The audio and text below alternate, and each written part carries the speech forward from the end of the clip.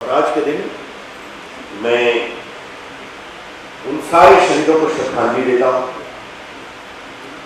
और मैंने मनोहर पर्रिकर से कहा था कि एक लेटेस्ट अपडेट मेरे लिए बताएं। ऑपरेशन विजय नाम रखा था।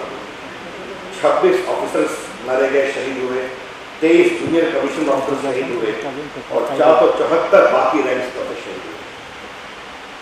भारत सरकार ने उनके लिए, उनकी स्मृति के लिए, उनके परिवार के लिए बहुत कुछ काम किया, चाहे वो पेट्रोल पंप हो या ग्रेच्युटी हो या पेंशन हो या मॉनिटरी पेंशन हो, परिवार के लिए हो, वो एक अलग बात।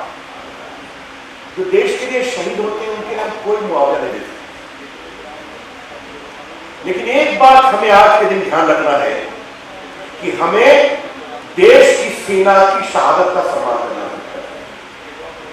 और ये बात मैं पूरी जिम्मेदारी से बोलता हूं। कई बार लोग इस पर अनावश्यक सवाल उठाते हैं और हमेशा ये ध्यान रखिए कि भारत की सेना देश की एकता, देश की अखंडता, इसके लिए काम करती है। आज मैं कोई लंबा भाषण देने के मूड में नहीं हूं। कैप्टन आशुतोष और उनके लायंस क्लब ने बहुत ही अच्छा कार्यक्रम आयोजित किया है। पार्टिकुलर लायंस क्लब, उनके बाकी सर्विस लायंस क्लब संस्थाएं देश के लिए काम करती हैं, समाज के लिए काम करती हैं।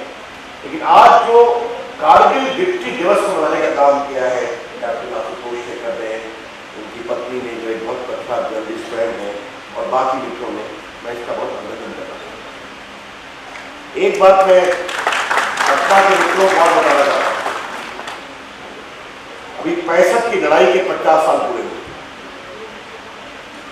तो उस 50 साल को हमने सेलिब्रेट किया। तो उस 65 की लड़ाई के सारे वेटरन्स, बाकी सभी आए थे। तो पूरे इंडिया गेट पर एक एग्जीबिशन लगा। तो प्रधानमंत्री जी भी गए थे, मैं भी गया था। उसके बाद प्रधानमंत्री ने कहा कि इस एग्जीबिशन को और आगे बढ़ाइए और सारे केंद्रीय मंत्री जाएं, सारे भारत के पदाधिकारी जाएं और स्कूल के बच्चों को जमा दें। किस तरह से हमारे लोग लड़े 90s। ये देश के इतिहास का एक बहुत बड़ा अंग है। और आप लोगों ने अब्दुल हमीद का नाम सुना होगा, हवलदार अब्दुल हमीद। उनको परमवीर चक्र मिला। उन्होंने वीरता का एक अदम्य स्तर स्थापित किया। He fought with great courage। सेना के लोग उनकी वीरता से परिचित होंगे, जो मुझे बताया गया और सुना हमने कि वहां से टैंक के गोले चल रहे थे और एक जीप पर, वो पुरानी विलेज जीप थी, और उस पर एंटी टैंक गन से सब पर हमला कर रहे थे। और बाद में पाकिस्तान लोग इतना घबरा गए कि उनकी जीप पर बहुत वार किया और एक जीप का टैंक का गोला वो बाएं से बैठ के फायर कर रहे थे और जीप का गोला में आगे गोला फटा और उनका पेट सब घायल हो गया। उस जीप का जो ड्राइवर था वो भी आया। तो हम लोग की फोटो बहुत खिंचती है, लोग ऑटोग्राफ देते हैं। मैंने कहा आज मैं आपके साथ पहुंचता हूँ और आप जिस वीरता के साथ आपने काम किया, आपको वीरता होने से उम्र 80 साल की हो गई। मैंने उनसे एक बात पूछी, ये बताइए कि हवलदार अब्दुल हमीद की जब जान जा रही थी तो उनके मुझे से क्या कहा? मेरा बिल्कुल याद है ना। तो दो ही बात कही, हिंदुस्तान जिंदाबाद, भारत माता की जय।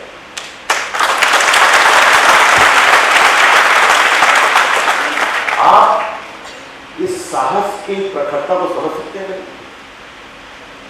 और मैं तो इस पक्ष का हूं कि 1948 वॉर, 1971 वॉर,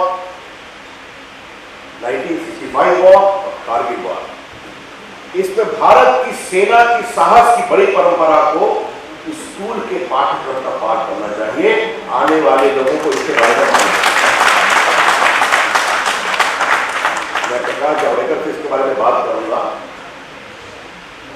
लेकिन सेना की जो मिलिट्री हिस्ट्री है भारत की सेना, जो उनका त्याग, जो उनका बलिदान, जो उनका साहस है, उसकी चर्चा होगी। इस देश को बनाने में इस देश की सेना ने भूतपूर्व होगा। और एक बात मैं और कहना चाहूंगा, और ये बात मैं बहुत ही जिम्मेदारी से बोल रहा हूं, और और ये बात मैं सेना के इतने वरिष्ठ पदाधिकारियों के सामने बोल रहा हूँ। पाकिस्तान की सेना और भारत की सेना में क्या होता है? पाकिस्तान की सेना लड़ती है और हारती है और ये भी कहती है पाकिस्तान हम लड़ाएंगे। हिंदुस्तान की सेना लड़ती है, देश के लिए शहीद होती है, ये कहती है देश का शासन लोकतांत्रिक तरीके से चुने हुए लोग चलाएंगे, हम उनके साथ। ये बहुत बड़ी बात है, मुझे समझना चाहिए। भारत की सेना देश के लिए त्याग करती है और उसका काम है। Let me tell you, it's extraordinary। मैंने इधर भारत की सेना के पूरे योगदान को थोड़ा विस्तार से पढ़ने की कोशिश की। कैसे कैसे जनरल्स दिए हैं, कैसे कैसे वो लीडर्स थे। कई बार उनकी लीडरशिप क्वालिटीज को हम लोग जो पॉलिटिक्स में हैं उनको समझना चाहिए। कभी इस बात को आप समझते हैं कि एक बार उनके कमांडर ने कहा मार्च फॉरवर्ड, पीछे नहीं देखता, गोली चले, मारे जाए, टैंक हो और गोली चले। ये जो त्याग है देश की सेना के लोगों का, ये जो उनकी प्रेरणा है, ये जो उनका बलिदान है, जो देश के प्रति उनका लगाव है और अपने कमांडर के निर्देश पर चलने के अनुशासन का संकल्प है, ये भारत की बहुत बड़ी परंपरा है। तो आज के दिन मैं बहुत उनका अभिनंदन करता हूँ। कारगिल की लड़ाई में हम जीते, लेकिन हमने उसे सीखा भी नहीं। जो कमजोरियां थी उसको हमने मजबूत किया है, नेशनल डिफेंस एपरेटस को आगे बढ़ाया है। और एक बात मैं और कहना चाहता हूँ, आज जब पूरी दुनिया में हमारे प्रधानमंत्री नरेंद्र मोदी की अगुवाई में भारत का एक मान बढ़ा है, एक सम्मान बढ़ा है, तो मैं इतना ही कहूँगा, उस मान सम्मान को यहाँ तक पहुँचाने में भारत की सेना की बहुत बड़ी भूमिका है। उस बड़ी भूमिका को याद करते हुए आज के दिन मैं अपनी शुभकामना देता हूँ। आज के दिन मैं उनका अभिनंदन करता हूँ और आशुतोष को एक बात के लिए अपनी बहुत ही शुभकामना देता हूँ कि आज का जो संगीत का कार्यक्रम है, सलील भट्ट जी हैं, विष्णुमोहन भट्ट जी के पुत्र हैं, बड़ी परंपरा है, अच्छा बजाएंगे। तो ये आज के दिन, ये संगीतमय शाम शहीदों के प्रति हमारी श्रद्धांजलि है।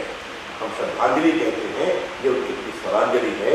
उनको याद करें, उनके उस त्याग शहादत को संकल्प के साथ आगे बढ़ाएं। मेरी बहुत बहुत शुभकामनाएं। And all my distinguished army officers who have come from Delhi, I warmly welcome you because I come from Bihar and my great greetings to all of you. बहुत बहुत धन्यवाद।